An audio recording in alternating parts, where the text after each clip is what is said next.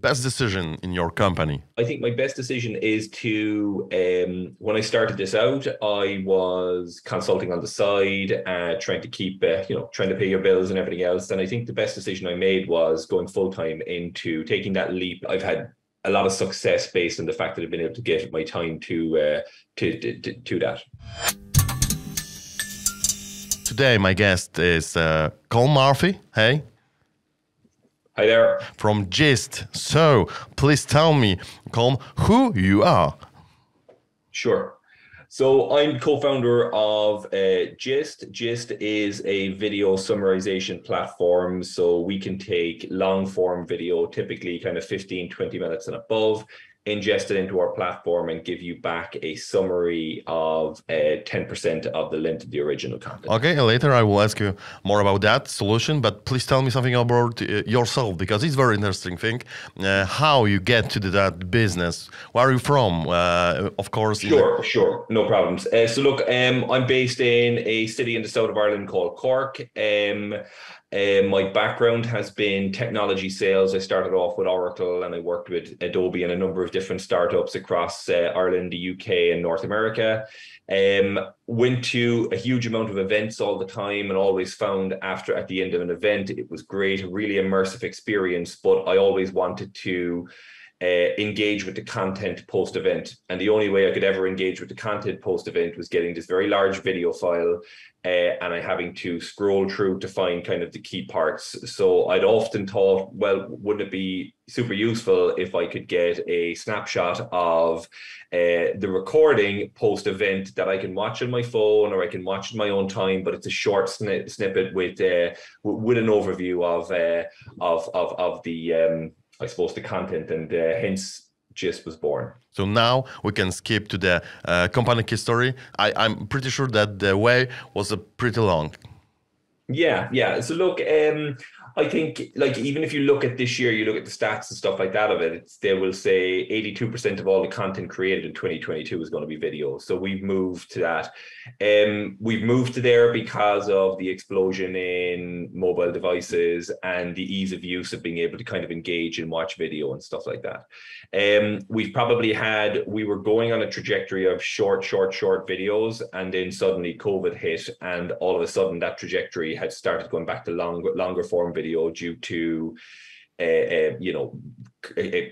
Zoom type recordings and internal meetings that were going on much longer. So probably from a timing perspective, it worked quite well for us. We were able to go in there and position our product as the ability to give individuals and users more to back their time. They can kind of go off and they can get a snapshot summary. So our solution is aimed at, it'll work in one of two ways. Either you haven't engaged with the content before and you want to understand what's in the content, so we help you discover what's in the content.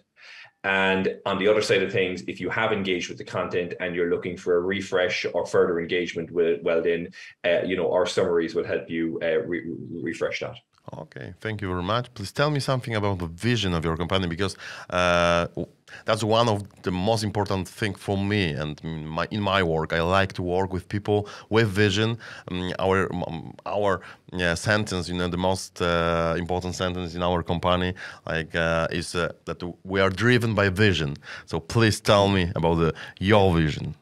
Yeah, so look, I think again, it's for me, it's all about creating and bringing something to market that's unique to the marketplace and that offers value and benefit to our customers. And fundamentally, I think that's what always has driven me in my career to date in terms of being able to offer value and usefulness to customers that I've kind of dealt with over the years. So that's kind of really our vision, in that bringing this solution to market that is giving a value and benefit to our customers, as well as being a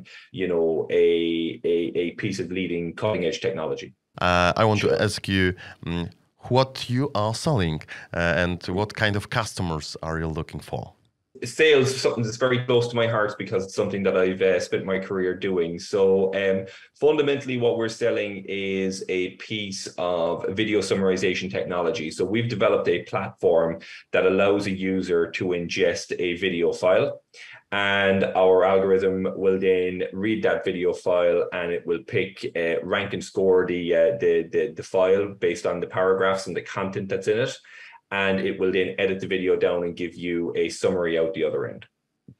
Okay. So sounds complicated and sounds like a little bit impossible that algorithm just takes some part of a video and can make something like a short version of it.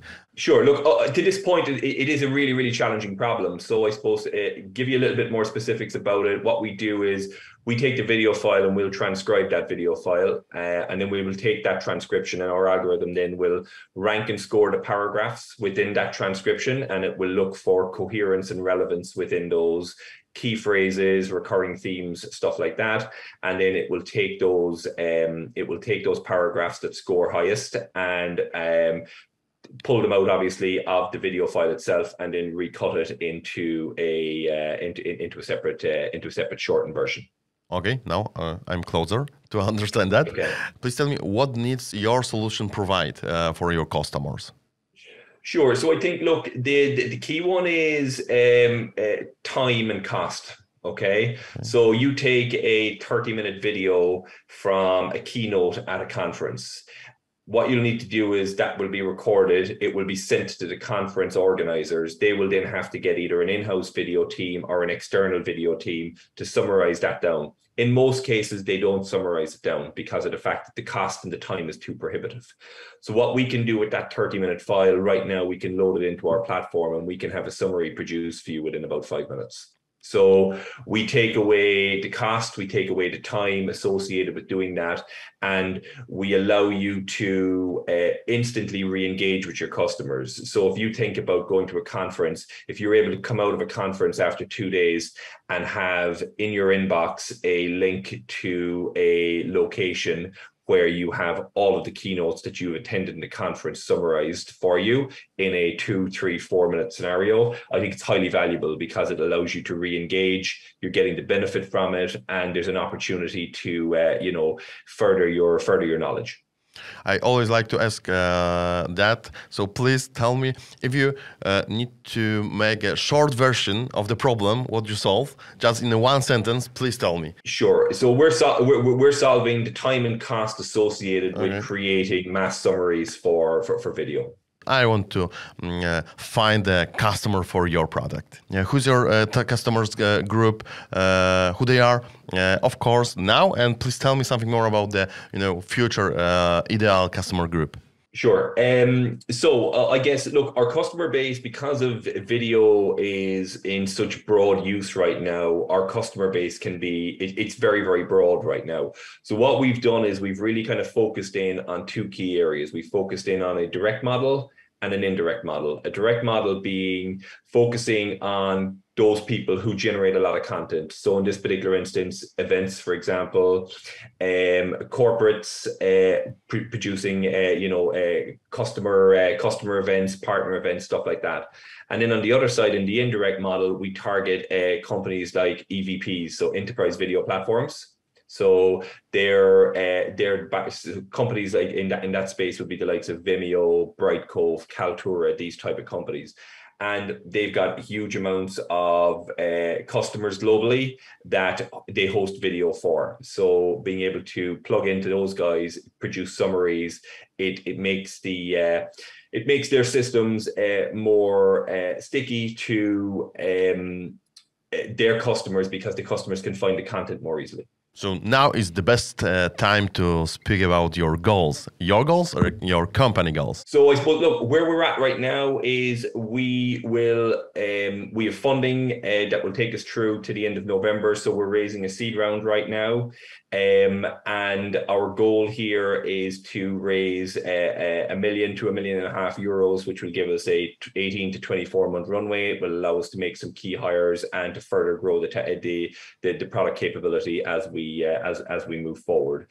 Longer term, obviously, it is to achieve our revenue goals and continue to offer value for our customers, with the hope that we would look at an exit in a kind of 5 to 7 year period. Long-term goals will be obviously continue to grow the business, and where the opportunity exists for partnerships or potential acquisition at some point in the longer term, but that's probably 7 to 8 years from now. What challenges do you see soon? In close perspective. Challenge number one all the time is going to be funding to allow us to give us enough oxygen so we can continue on that journey. So that's obviously the challenge number one. I think the challenge number two I referenced early on was people. I think that is a real challenge. I think bringing the right people on board and being able to attract them in. And then also, I kind of think there's probably a certain amount of fear, let's say, in the marketplace, with people unsure. We've bounced from COVID into the crisis in Ukraine, into a fuel crisis, and we're heading towards the second half of the year where we're not 100% sure what's kind of going to happen. So I think for us, we tend to kind of focus in and solve the challenges and the problems that are kind of immediate to us and that we can control, and that is continuing to develop good products and engage with customers and to bring them on the journey with us. Please, Colm, tell me something about your marketing strategy, because I'm the owner of the marketing agency, and I always like to ask the people from startups what is the way, what they choose. I suppose one of the unique benefits that we've got with our product is that I can go on YouTube, for example, and I can take a customer video that's 20 minutes long on YouTube, and I can take it, I can download it, and I can summarize it, and I can basically use that as a marketing tool to my prospective customers. So it's always a good. It's giving them something tangible, and it's always a good way to get engagement with them, because they can see you've personalized something for them, and they can see the benefit that you get. So I suppose that's kind of that's probably one of the unique things that we've got and the opportunity that we've got. I think further for us from a marketing perspective, we tend to very much focus in on, as I mentioned earlier, content creators and people who have large volumes of content, and being able to build out our kind of marketing personas and our target personas to show how our solution will help those achieve the marketing goals that they're aligned with. Colm, from your perspective, could you tell me what is the balance between the cost for marketing and the cost for development in startup? When I spoke with startups owners, they invest too much for developing the software and too little on the beginning for the marketing. So what's your perspective of that point of view? Yeah, I think I suppose it's a journey, really. Up front, you're going to spend an awful lot more money on trying to develop the product and get it to a place where you have a minimum viable product that you can take to market. But I think as soon as you have that minimum viable product, for me, there's a little bit of a crossover at that point where you then need to focus your budget on marketing and driving engagement in prospects and stuff like that, because that allows you to, it gives you a couple of things. A, it gives you customers and revenue, so that allows you to put that back into the business, and it allows you to reallocate that. And B, it gives you feedback on what you've developed and where the gaps that are in your product, which allows you to kind of go back in and market. So for me, it's kind of two different pieces.